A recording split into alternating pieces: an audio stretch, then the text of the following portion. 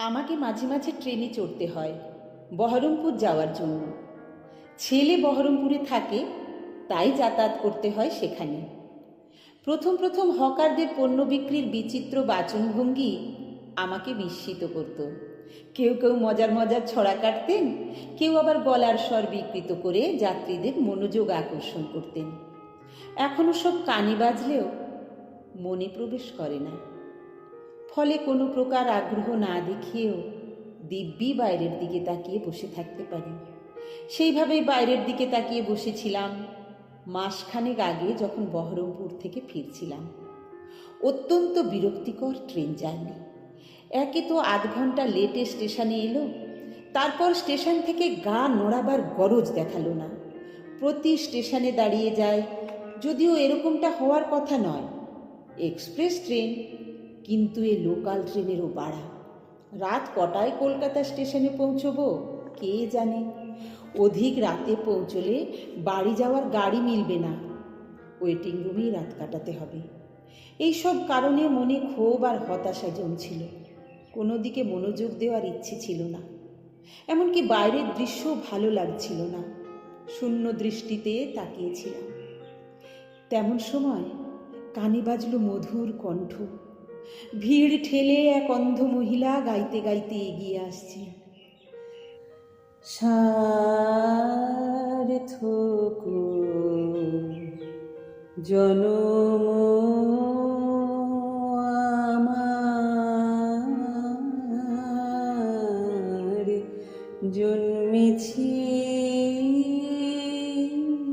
দেশে। আমার বিস্মিত না হয়ে উপায় ছিল না। না না, তার সুরেলা কণ্ঠের জন্য নয়, তিনি ভিক্ষাবৃত্তির জন্য যে গানটি নির্বাচন করেছেন সেই গানটির জন্য। যাকে দুমুঠো ভাতের জন্য ট্রেনের কামরায় ভিক্ষে করে বেড়াতে হয়, অন্ধ চোখে এক কামরা থেকে অন্য কামরায় যাতায়াত করতে হয়, তিনি নির্বাচন করেছেন ওই গান। যে দেশ তাকে জীবনের নিরাপত্তা দিতে পারে না, সেই দেশে জন্ম সত্যি কি সৌভাগ্যের তার কাছে? আচ্ছা, গায়িকা কি গানের অর্থ না বুঝেই গানটি গাইছেন, নাকি ভিক্ষের তাগিদে গাইতে হয় বলেই গাইছেন? কিন্তু গানের অর্থ না বুঝে স্বরক্ষেপে এমন দরদ ঝরানো সম্ভব? গানের সুর কানে মধু বর্ষণ করছিল। আমি মুগ্ধ তাহার সঙ্গে গানটি শুনছিলাম, লক্ষ্য করছিলাম আশপাশে যাত্রীর প্রতিক্রিয়া।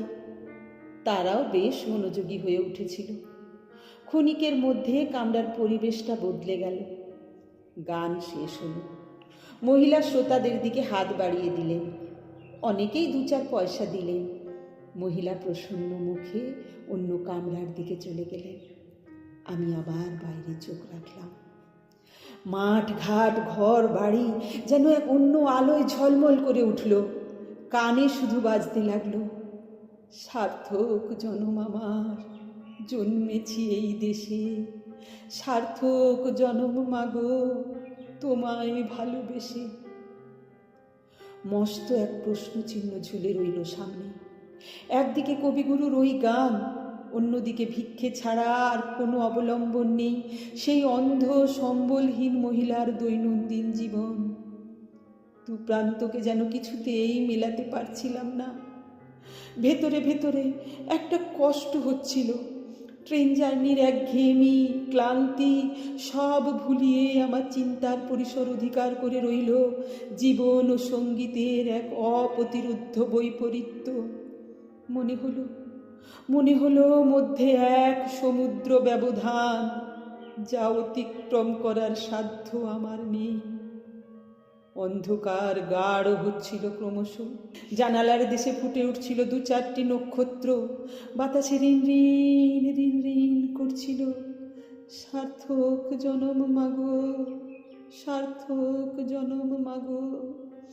কবিগুরুর আকাশ কেচের মতো বারবার বারবার মানসপটে ফুটে উঠছিল মহিলাটির মুখ।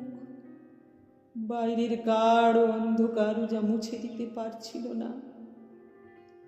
সার্থক জনম আমার, জন্মেছি এই দেশে।